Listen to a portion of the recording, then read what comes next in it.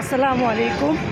সকাল সকাল পরিবেশটা অন্যরকম সুন্দর, সূর্যটা একেবারে উঠি পরিবেশটা এবং রাস্তাঘাট সব ফাঁকা।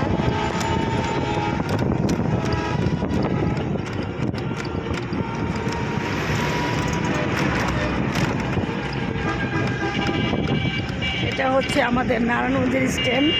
এখান থেকে সকল গাড়িগুলো পাওয়া যায়। আপনি যেখানে যেতে চান, বিভিন্ন জেলায় যেতে চাইলে এখান থেকে গাড়ি ভাড়া করতে পারবেন।